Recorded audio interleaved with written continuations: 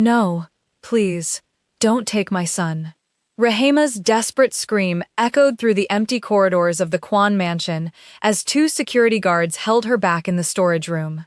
She had been in labor for less than an hour, her body weak and trembling against the cold floor. But Chairwoman Kwon showed no mercy. "Take the child," the old woman ordered coldly. "This baby is a Kwon. His mother means nothing." Rehema reached toward the tiny newborn wrapped in a white blanket, but a servant pulled him away before she could even touch his tiny fingers. She looked at the only man who could stop this.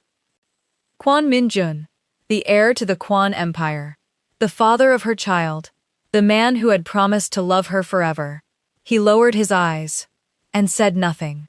At that moment, Rehema realized something far worse than losing her baby. Every single person in that room had abandoned her, but none of them knew that taking her son would be the biggest mistake the Kwon family would ever make.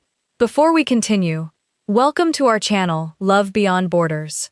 Please take a second to support Rehema's fight. If you are praying for her and her baby, like this video, subscribe, and tell us in the comments, what would you have done if the man you loved denied your child while his family took your baby?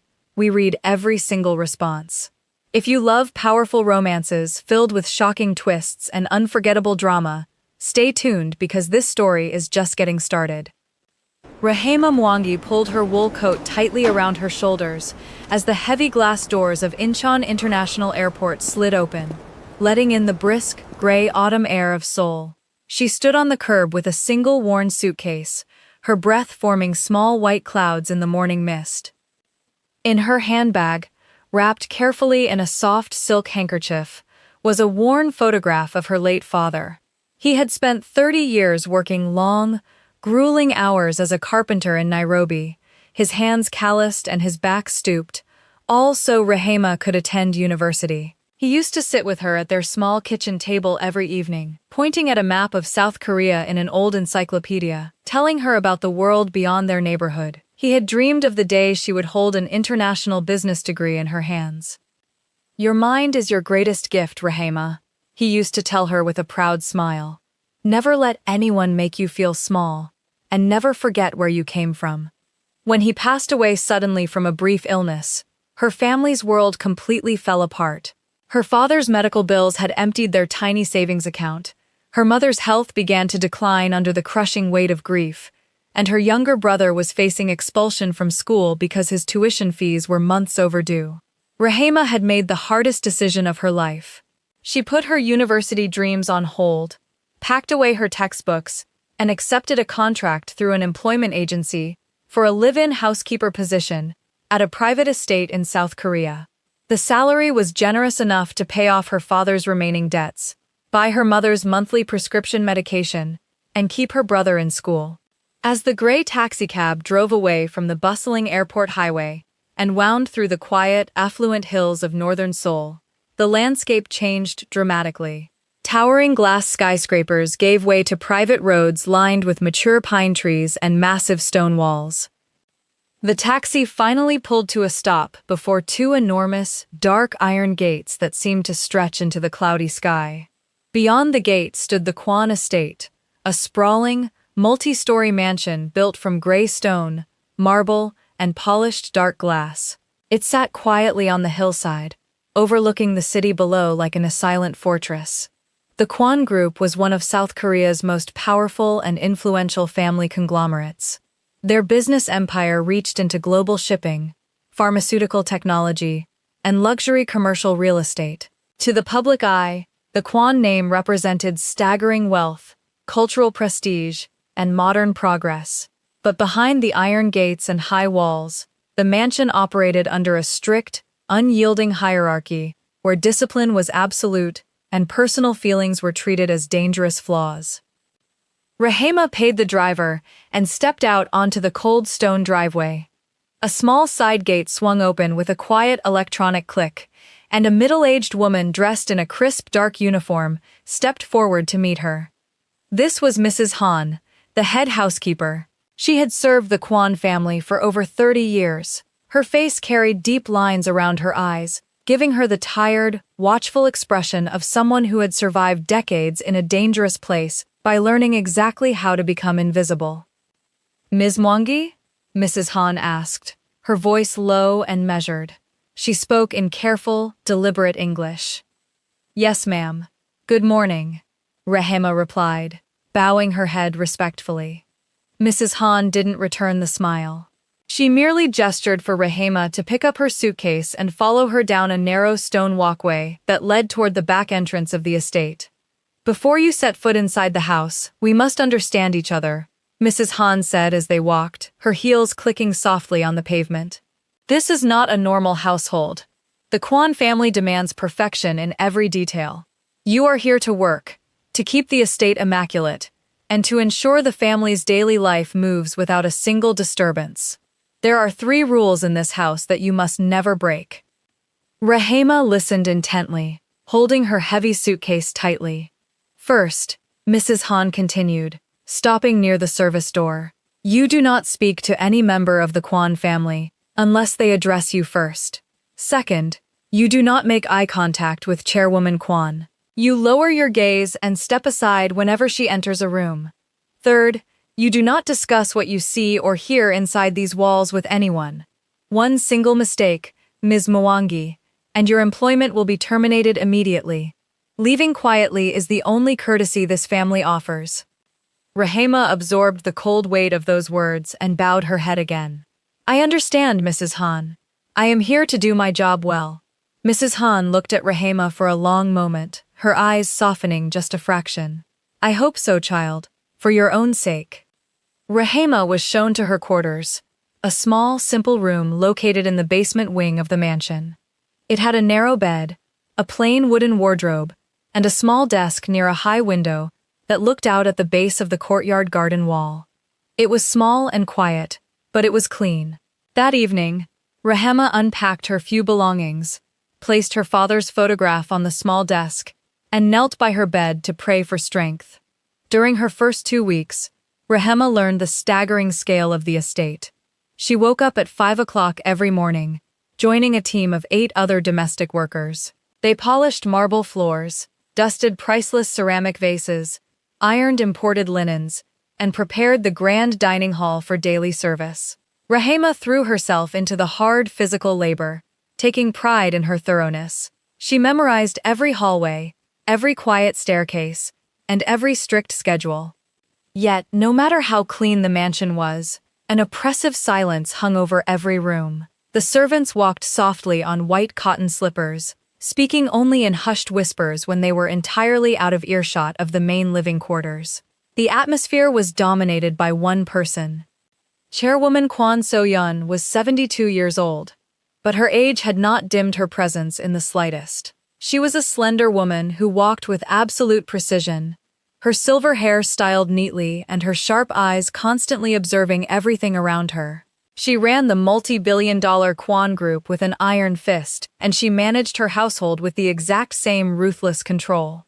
Rehema learned the true danger of Chairwoman Kwon during her second week at the mansion. The chairwoman was hosting an intimate, high-level business dinner for a visiting foreign delegation. The grand dining room was prepared with exquisite care. Long mahogany tables were set with silver cutlery, crystal glassware, and immaculate white silk tablecloths. Rehema had been assigned to work alongside 2 senior staff members, quietly serving tea and clearing plates between courses. Rehema had worked 14 hours straight that day, and as the evening wore on into the late hours, physical exhaustion began to take its toll. Halfway through the main course, she leaned forward with a silver teapot to refill a cup near the head of the table where Chairwoman Kwon sat. As she tilted the spout, a sudden, sharp cramp seized Rehema's tired hand. A single drop of hot, dark tea spilled over the rim and landed squarely on the pristine white silk tablecloth, right next to the chairwoman's plate. The room froze instantly.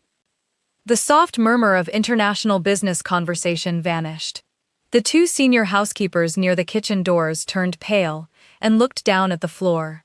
The air in the grand dining room felt as if it had suddenly turned to solid ice.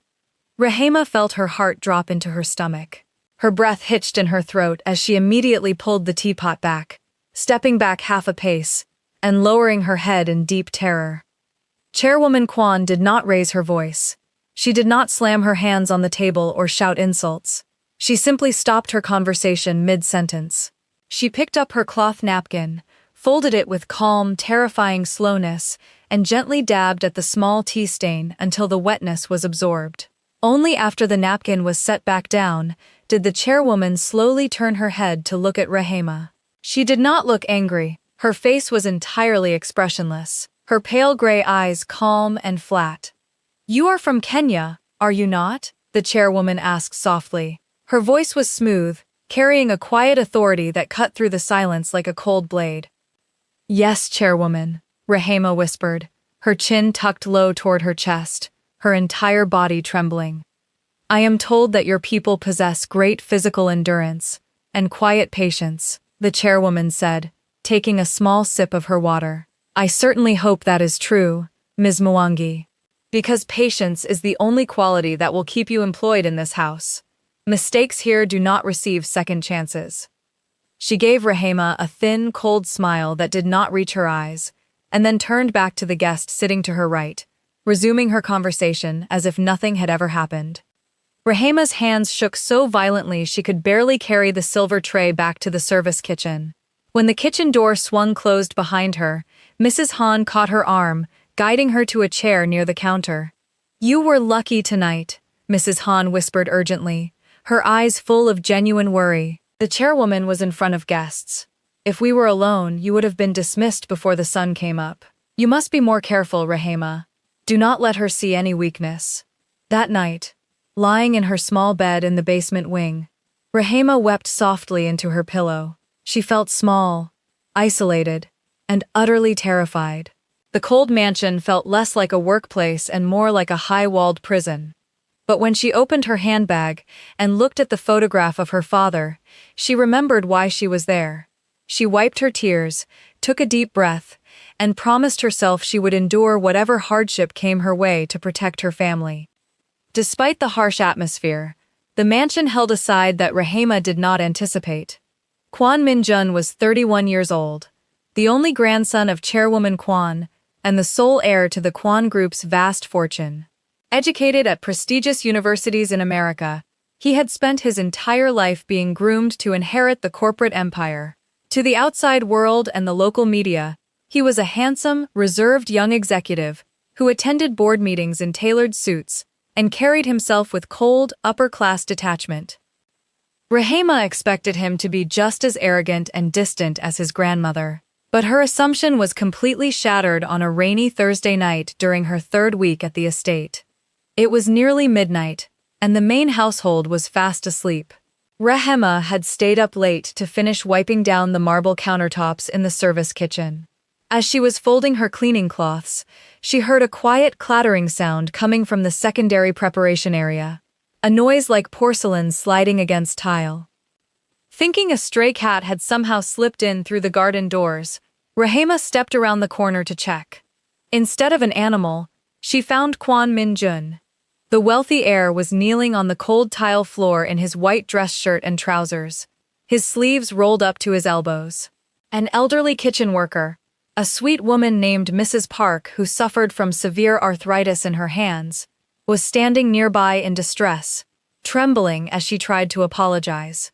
A large porcelain serving bowl had slipped from her hands and shattered into several pieces on the floor. Min-jun was not angry. He was gently picking up the sharp pieces of broken porcelain with his bare hands, placing them carefully onto a tray so the mess would be cleared before Mrs. Han did her morning inspection. "It's all right, Mrs. Park," Min-jun was saying softly, his voice warm and comforting.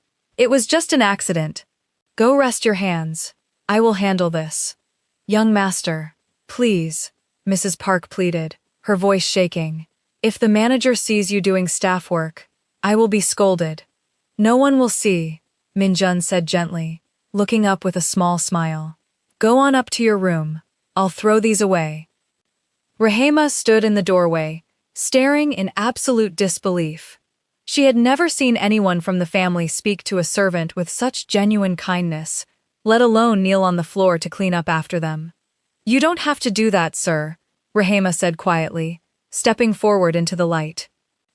Min-jun startled slightly, looking over his shoulder. When he saw Rehema standing there in her plain housekeeper's apron, a flash of surprise crossed his face. He hadn't expected anyone to catch him.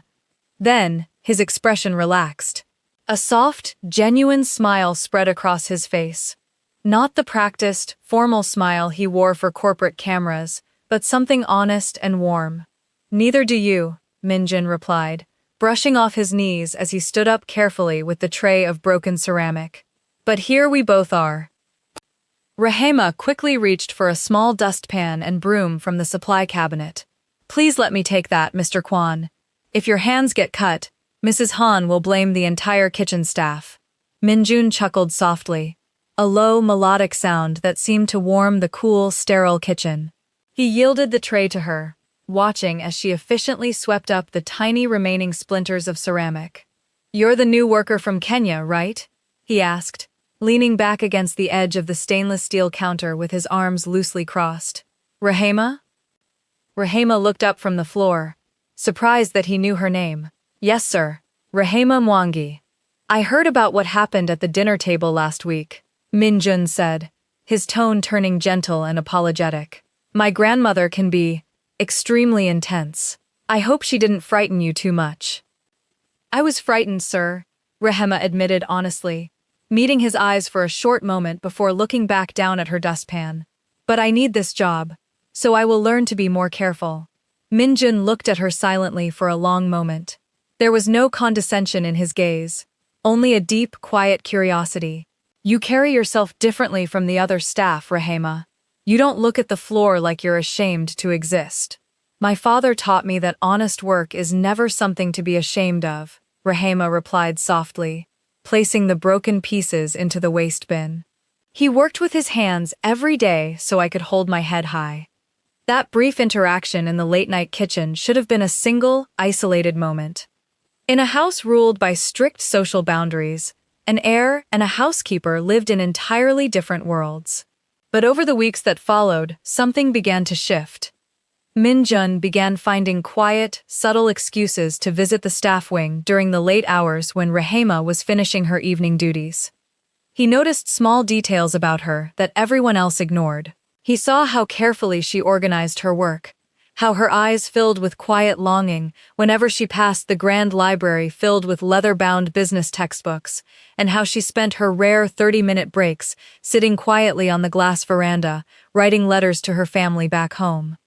One night, finding her alone on the glass veranda while she was polishing the bronze window latches, Min-jun brought 2 warm mugs of tea. He handed one to her without ceremony. "You don't have to polish those tonight," he said softly, sitting down on the long wooden bench near the window. "Mrs. Han is already asleep." Rehema held the warm mug in both hands, feeling the heat seep into her tired fingers. "Thank you, sir, but if I don't finish them tonight, tomorrow's schedule will fall behind."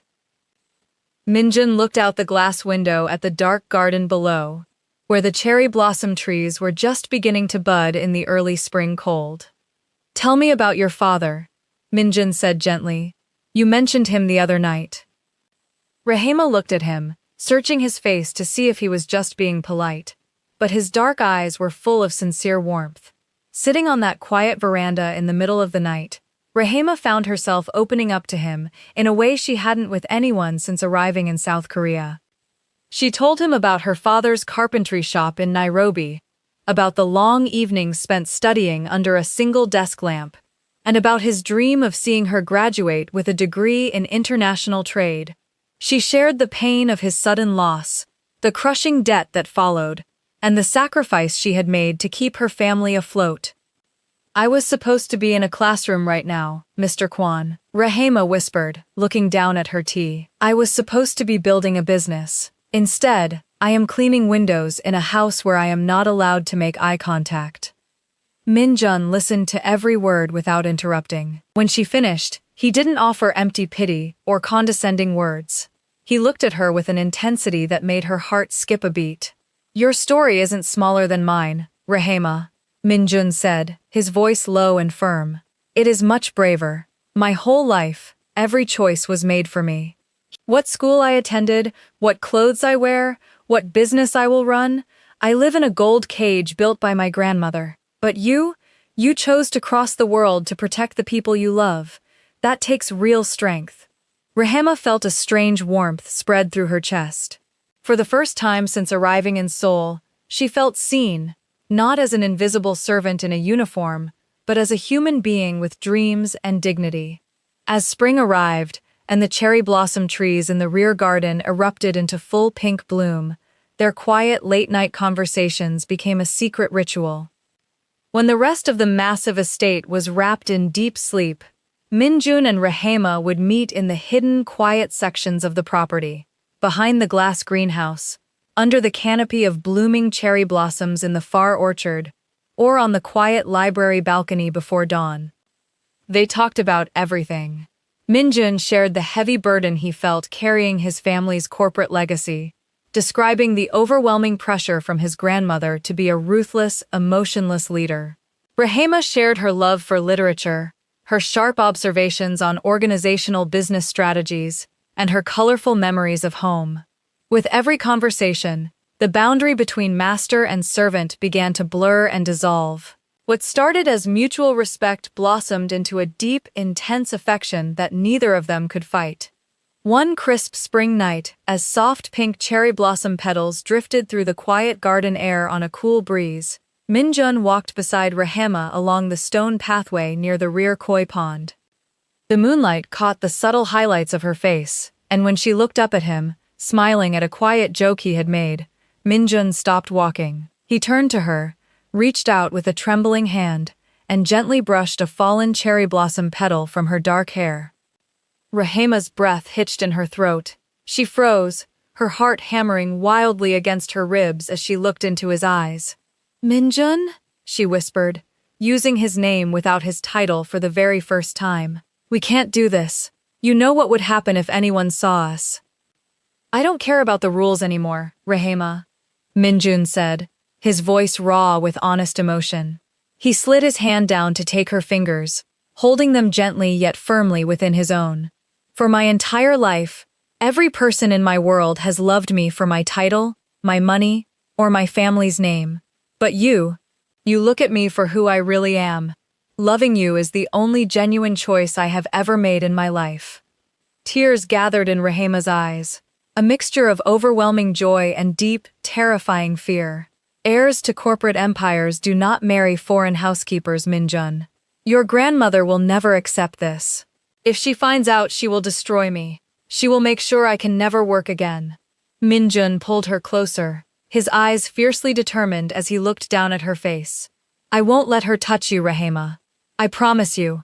I have wealth of my own, and I have power in the company now. I will protect you. She cannot break us."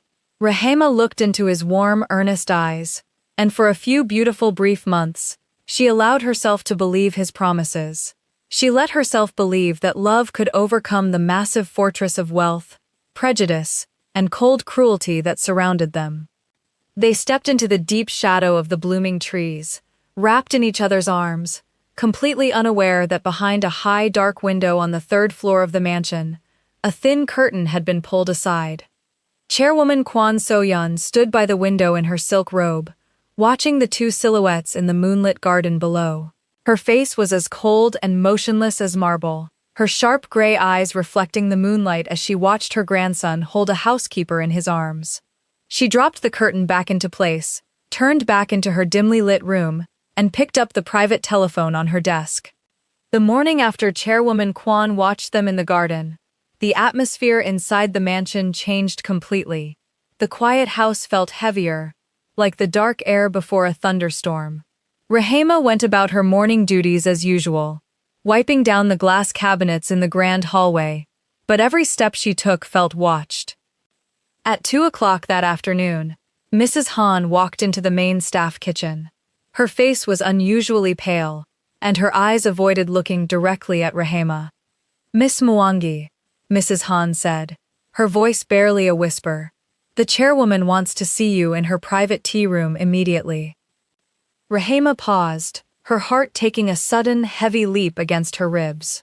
She set her cleaning cloth down neatly, wiped her hands on her apron, and nodded. "Thank you, Mrs. Han.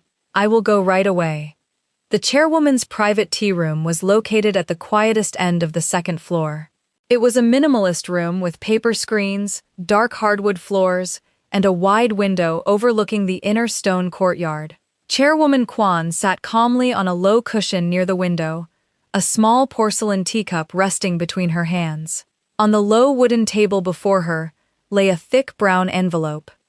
Rehema stepped into the doorway, bowing her head politely, but remaining standing near the entrance. "Come inside, Miss Mwangi," Chairwoman Kwon said smoothly. Her tone was gentle, almost polite, but her eyes were entirely cold. "Close the door." Rehema did as she was told, taking 2 steps forward into the room while keeping her eyes lowered. "You asked to see me, Chairwoman? Sit down," the old woman instructed, gesturing toward the floor across from her. "I prefer to stand, Chairwoman," Rehema replied softly but firmly. Chairwoman Kwon did not argue. She set her teacup down with a soft click and tapped her thin index finger against the brown envelope resting on the wood. "I am aware," Chairwoman Kwon began, her voice calm and measured, "that my grandson has developed a foolish, temporary affection for you. Young men of his status often mistake curiosity for something meaningful. But this household operates on order, tradition, and purpose. There is no place in Kwon Min-jun's future for a foreign housekeeper." Rehema kept her breath steady, refusing to look down. "I am offering you a dignified exit," the chairwoman continued, picking up the brown envelope and pushing it across the table. "Inside this envelope is 10 million won and a one-way flight ticket back to Nairobi. Pack your belongings, leave this estate before sunset, and never attempt to contact my grandson again. Take it, Miss Mwangi, because my next decision will not involve an offer." Rehema looked at the heavy brown envelope. 10 million won was enough money to clear her family's debts entirely and buy her mother's medical care for years. It was the answer to every financial struggle her family faced back home. Yet, when she looked up from the table and met Chairwoman Kwon's eyes, Rehema knew that taking that money meant selling her dignity and abandoning the man who had shown her genuine love in a cold world. "I am grateful for the employment this house has given me, Chairwoman," Rehema said, her voice clear and unwavering. "But I cannot accept your money, and I will not run away for a bribe. What exists between Min-jun and me is not something you can purchase." Chairwoman Kwon's eyes narrowed slightly, the room's temperature seeming to drop instantly. The gentle expression on her face vanished, replaced by an icy, dangerous stillness. "In this family, Miss Mwangi, human sentiment is treated as a dangerous disease," Chairwoman Kwon whispered, her voice sharp as glass. "You have made a very foolish choice. Do not blame me for what happens next." She picked up her teacup, dismissing Rehema with a subtle turn of her shoulder. Rehema bowed slightly and walked out of the tea room, her hands shaking, but her head held high. Over the next few days, the storm Rehema expected did not arrive immediately. Instead, a far more dangerous plan began to unfold in absolute silence. Without warning, Min-jun was called into an urgent, high-level corporate meeting at the company headquarters. Before the day ended, his grandmother assigned him to personally manage a sudden crisis at the Kwon Group's international shipping offices in Europe. He was given less than 3 hours to pack his bags and board a private flight, completely isolated from his personal telephone and surrounded by company executives loyal to his grandmother. Before he left, Min-jun tried desperately to leave a written note for Rehema through one of the junior kitchen staff, but the note was intercepted by Mrs. Han under Chairwoman Kwon's strict orders and immediately destroyed. With Min-jun thousands of miles away across the ocean, Chairwoman Kwon began constructing a trap. Using her vast financial power, the chairwoman brought in a private security contractor to alter the estate's internal security footage. They edited video clips to make it appear as though Rehema had been secretly entering private corporate offices on the upper floors late at night, slipping confidential family files into her personal handbag. At the same time, Chairwoman Kwon paid off a disreputable business associate to create forged bank statements, making it look as though Rehema had been receiving large wire transfers from a competing shipping company in exchange for corporate secrets. Dr. Kang Ji-hoon, the Kwon family's longtime personal doctor, was summoned to the estate. Dr. Kang was heavily in debt due to illegal gambling activities, a secret chairwoman Kwon had discovered months earlier. In exchange for wiping out his mountain of debt, Dr. Kang agreed to forge medical records and official statements, declaring that Rehema was suffering from severe psychological instability and dangerous delusions. While this quiet web of lies was being woven around her, Rehema made a discovery that filled her heart with overwhelming joy and paralyzing terror. She began experiencing morning sickness and sudden, deep fatigue. Sitting alone in her small basement room late one night, her hands trembling, she took a home test she had quietly purchased at a distant pharmacy during her afternoon off. The test was positive. She was pregnant. She was carrying Min-jun's child.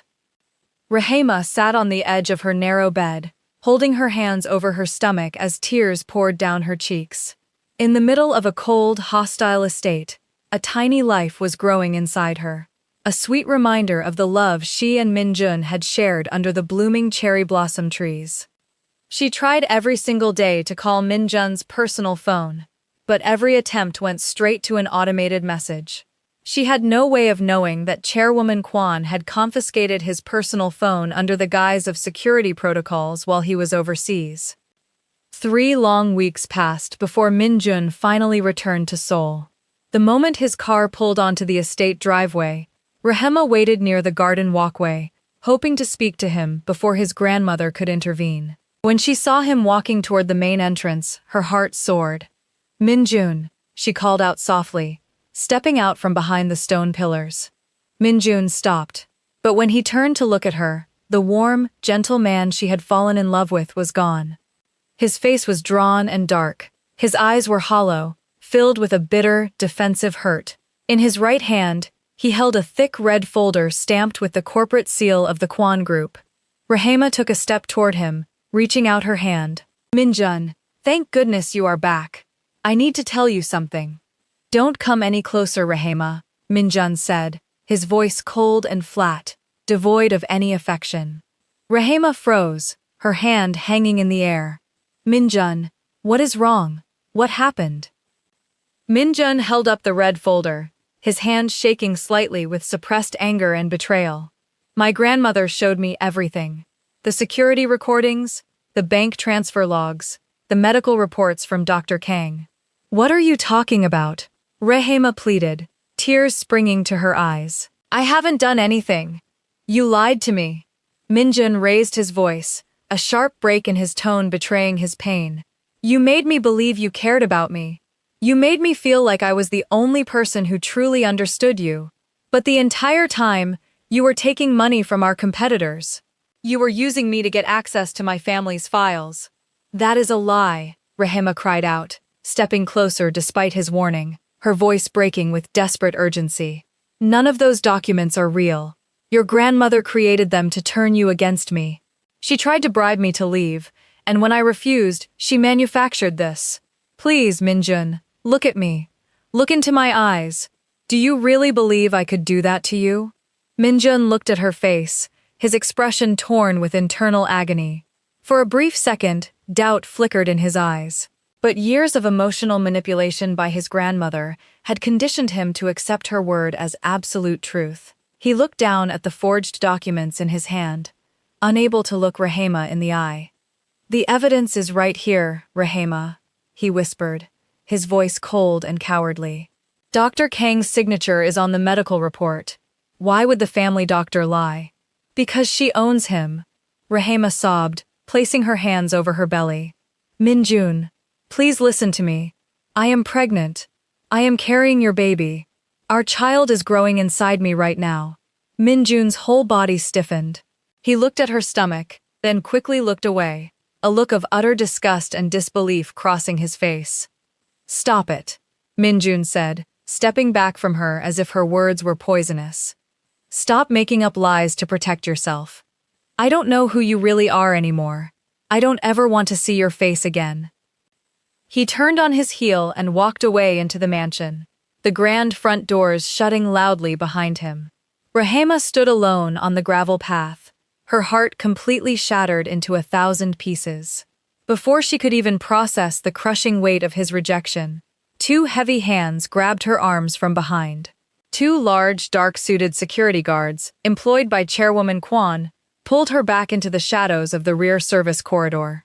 They dragged her down past the main kitchens, down the narrow stone stairs, and deep into the damp basement storage wing of the estate, a section of the mansion that had been abandoned for years.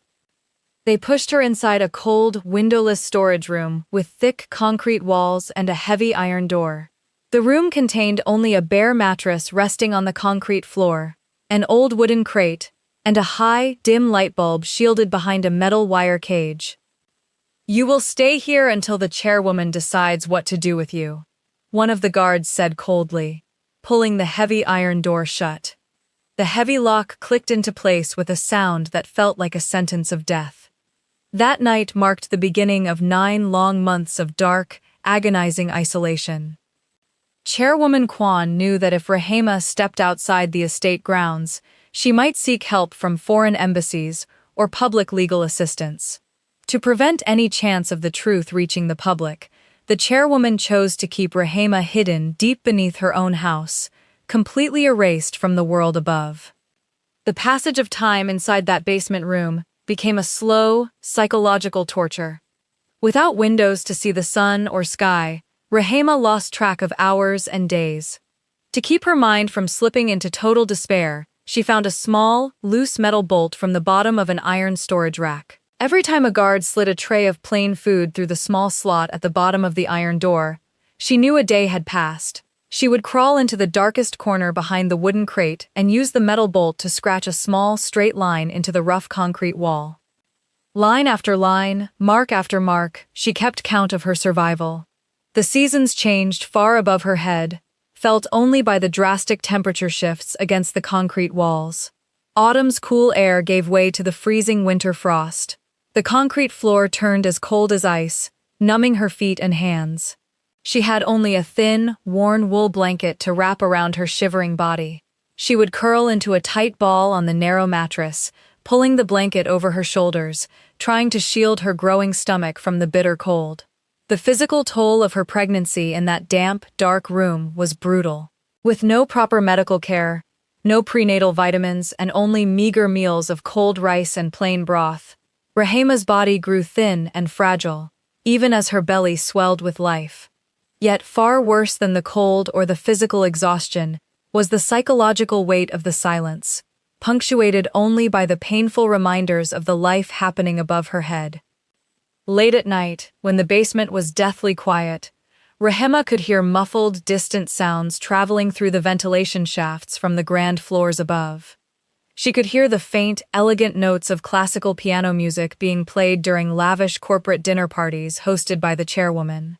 She could hear the quiet, muffled laughter of wealthy guests drinking fine wine, entirely unaware that a young woman was starving in the dark beneath their feet. And every single evening, as the hours wore on toward midnight, Rehema would sit up on her thin mattress, her eyes fixed on the bottom of the iron door. She would listen with agonizing intensity to the heavy footsteps moving through the hallway above. Every night, her broken heart prayed for the same impossible dream. She prayed that she would hear the quiet, familiar cadence of Min-jun's footsteps coming down the basement stairs. She prayed to hear his key turning in the heavy iron lock, to see him open the door, reach out his hands, and tell her that he finally knew the truth, that he was sorry, and that he was taking her and their child away from his grandmother's evil house. "Please, Min-jun," she would whisper into the pitch darkness, holding her swollen belly with both hands. "Please come for us." But the key never turned. The heavy lock never slid back. Night after night, week after week, month after month, the silence remained unbroken. Slowly, painfully, the heartbreaking truth settled into Rehema's soul. Min-jun was not coming. He was upstairs living in luxury, sleeping in warm silk sheets, attending corporate galas, and choosing to accept his grandmother's comfortable lies because it was easier than fighting for the truth. He had chosen his fortune over his child. He had chosen convenience over love. When the realization finally took root, Rehema stopped weeping for Min-jun. A cold, quiet transformation happened inside her heart.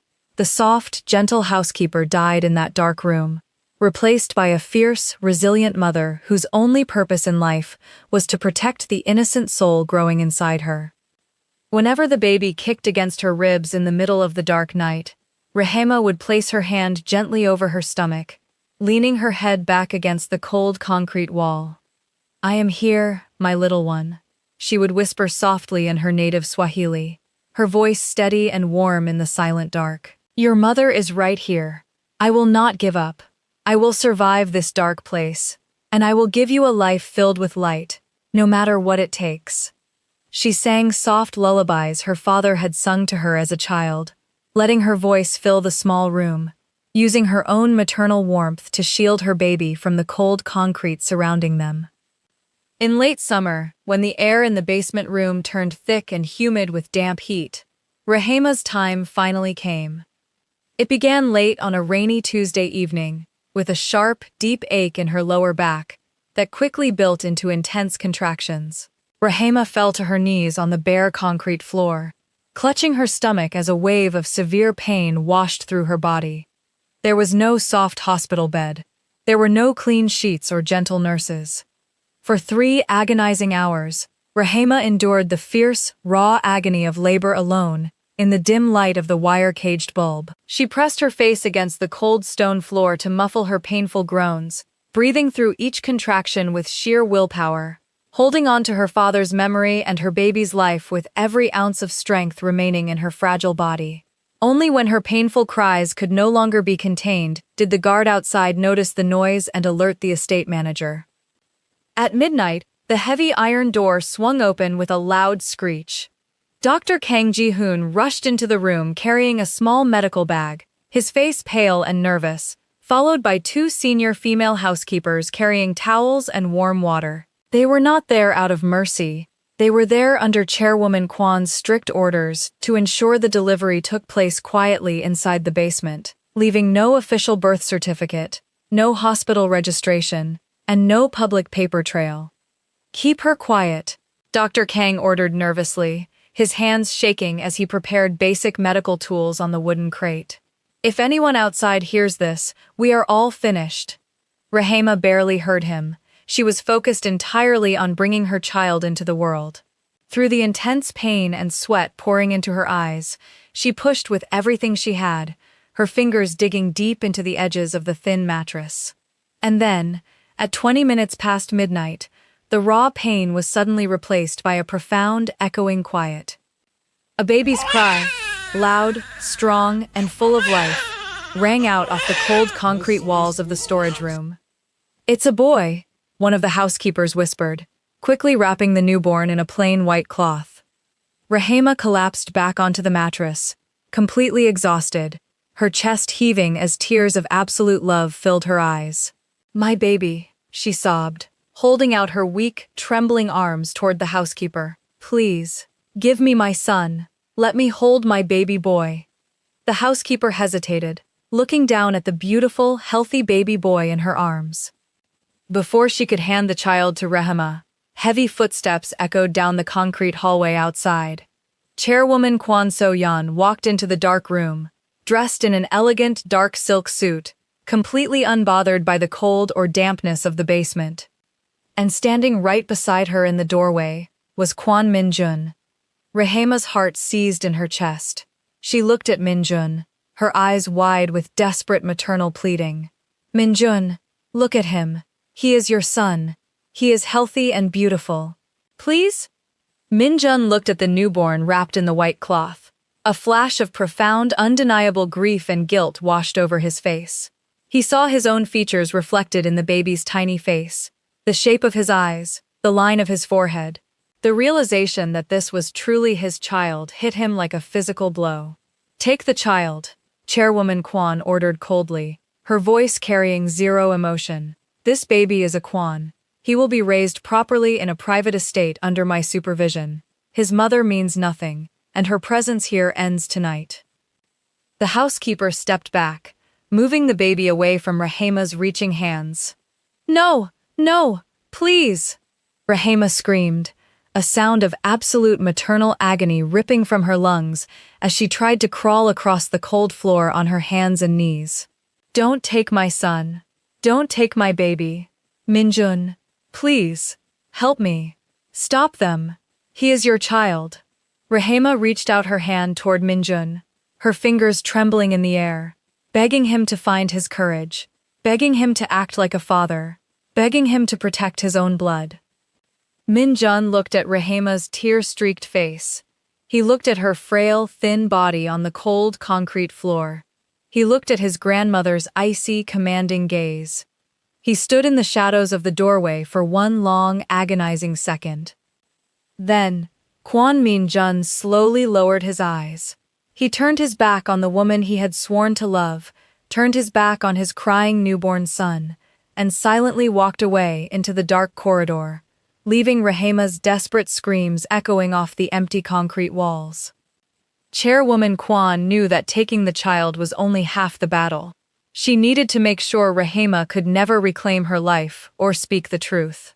The very next morning, a heavily sedated Rehema was transferred in a dark van to a private, high-security psychiatric hospital located hours outside of Seoul. The facility was owned by financial backers who owed their allegiance to the Kwon Group. Forged admission documents were created, claiming that Rehema was a distressed foreign worker suffering from severe postpartum hallucinations following the unfortunate loss of a baby who had supposedly not survived birth. The emotional torture inside the facility was subtle and relentless. Whenever Rehema tried to tell the doctors or nurses that her healthy baby had been stolen by the Kwon family, the staff would simply nod with professional pity, record her statements as persistent delusional thoughts, and increase her daily dosage of calming medication. They did not physically harm her. Instead, they attempted to break her mind, slowly making her question her own sanity and memory until she felt completely erased from the world. Weeks turned into months. Rehema spent her days sitting by the small, barred window of her room, staring out at the gray courtyard below. She stopped shouting. She stopped pleading with the nurses. She realized that crying only made them mark her as unstable.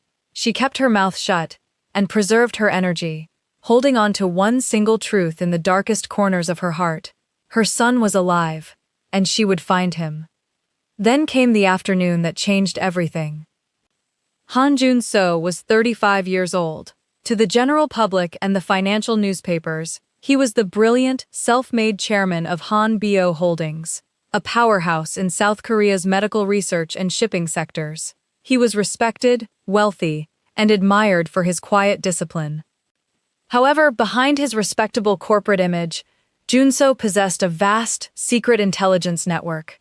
He was a master of finding buried information, tracking untraceable assets, and uncovering the dark secrets of Seoul's most powerful families. He lived in two worlds, keeping his public identity entirely separate from his private operations. Jun-so's drive stemmed from a personal tragedy. 11 years earlier, a corrupt business rival had used forged medical records and bribed hospital officials to lock Jun-so's father away in that exact same private facility, successfully stripping his father of his corporate voting rights.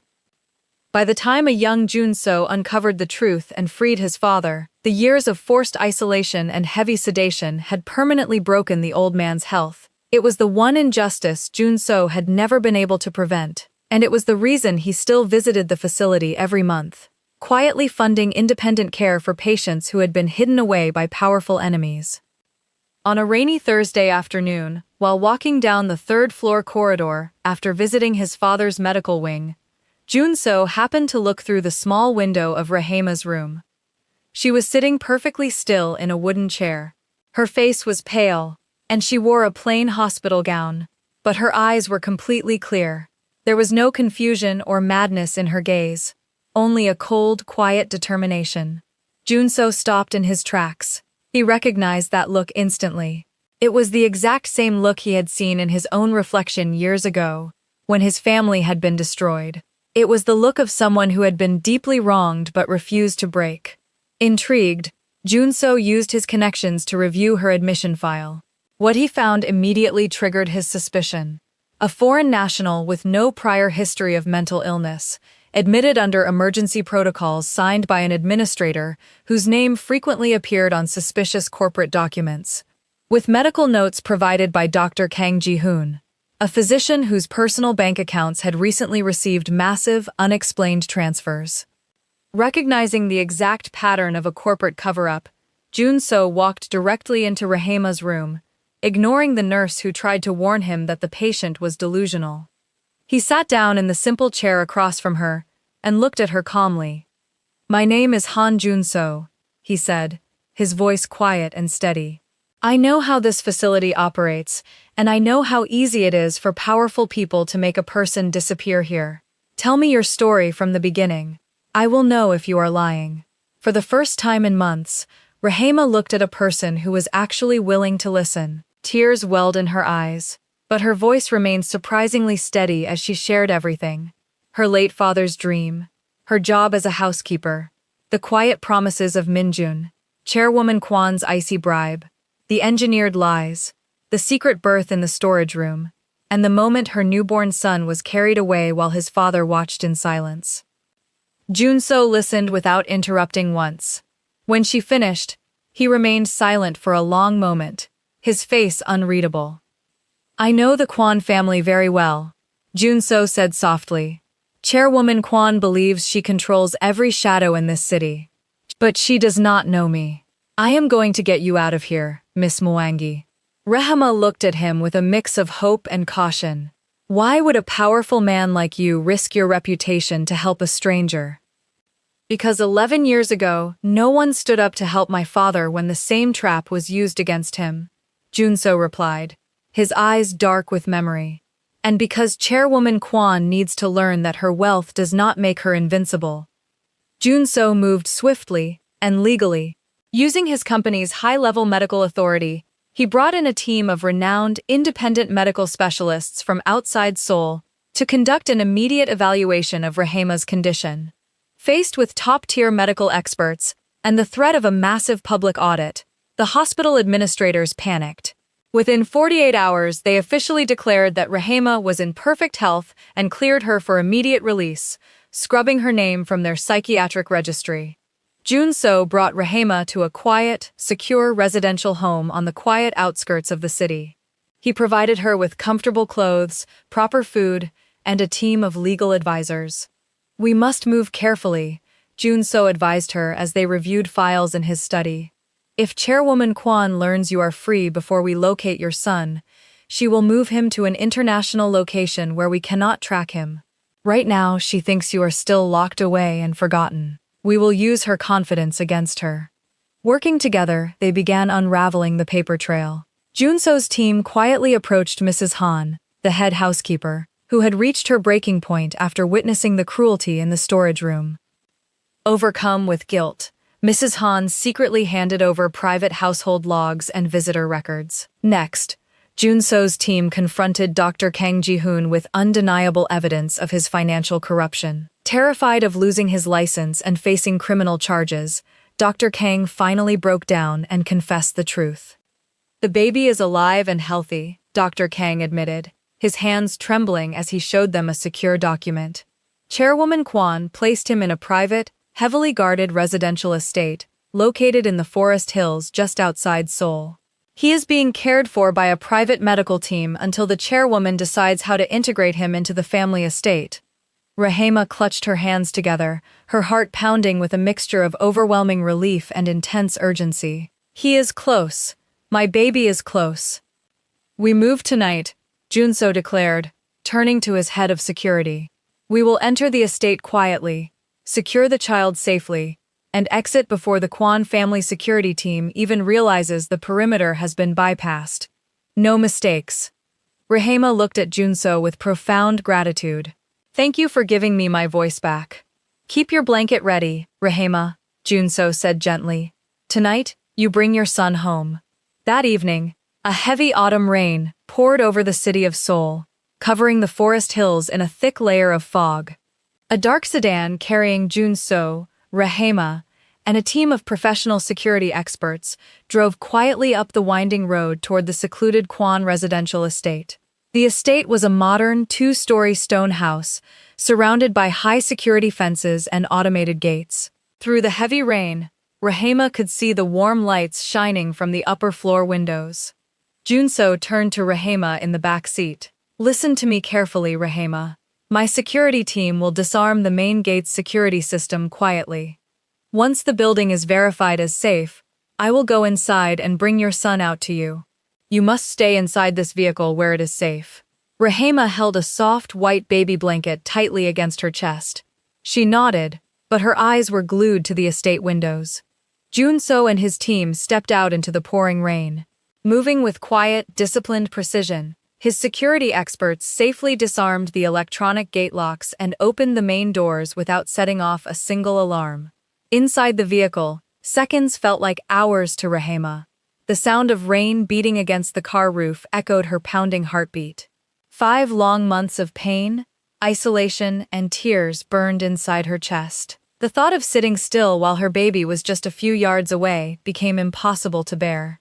Driven by an overwhelming maternal instinct, Rehema opened the car door and stepped out into the cold, pouring rain. She pulled her coat around herself and ran silently toward the estate's open entrance. She slipped through the main front doors and entered a pristine, quiet hallway with polished marble floors. Following the sound of soft footsteps on the upper floor, she hurried up the grand staircase, her heart hammering against her ribs. "My son. My baby is right here." She reached the second-floor hallway and saw a wide door painted soft cream, slightly open. She pushed the door open and stepped into a beautifully decorated nursery, filled with warm light and quiet music. Junso was already standing in the center of the room, but he was completely frozen, looking down into an elegant wooden crib.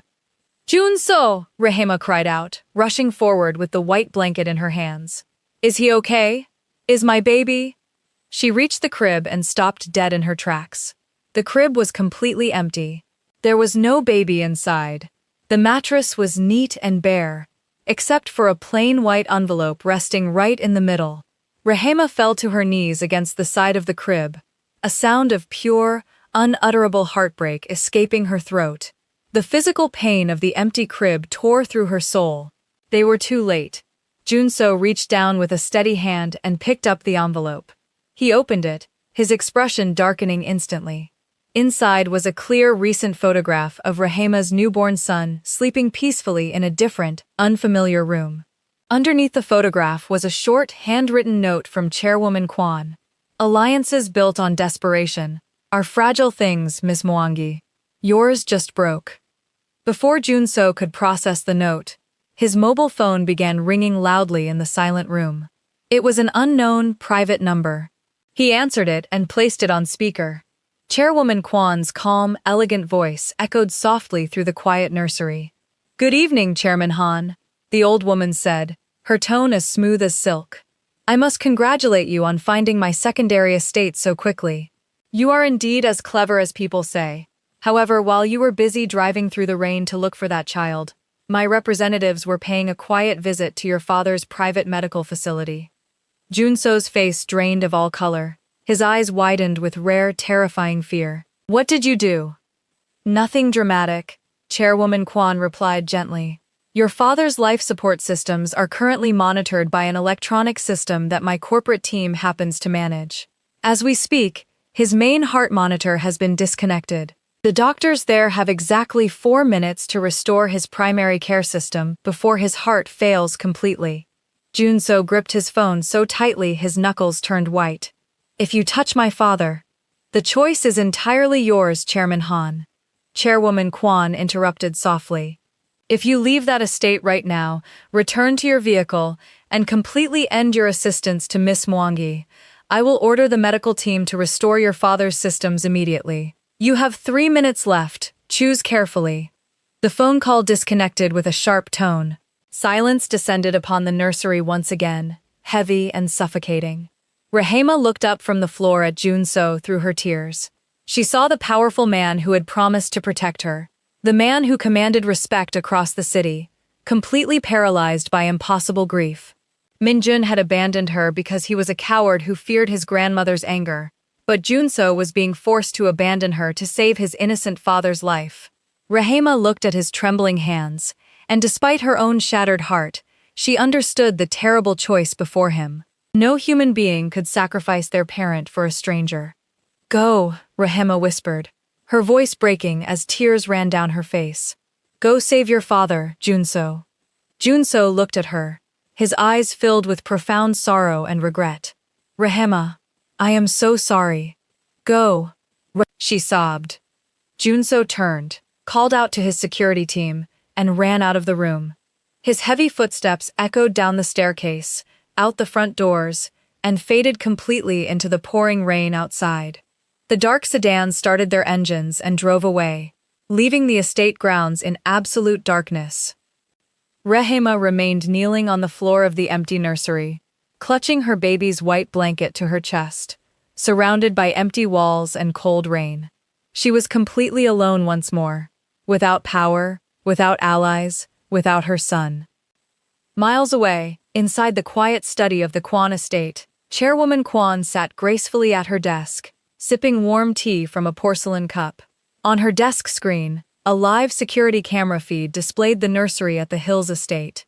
She looked at the image of Rehema sitting alone on the floor, weeping in the empty room. Chairwoman Kwon So-yeon smiled a thin, victorious smile, turned off the monitor, and closed her eyes in complete satisfaction. What would you have done in Rehema's place? Trust a dangerous stranger for the smallest chance of getting your child back? Tell us in the comments. We're reading every single one. If this story has you holding your breath, like this video, subscribe to Love Beyond Borders, and get ready, because part 2 is coming, and nothing about what happens next will be what you expect.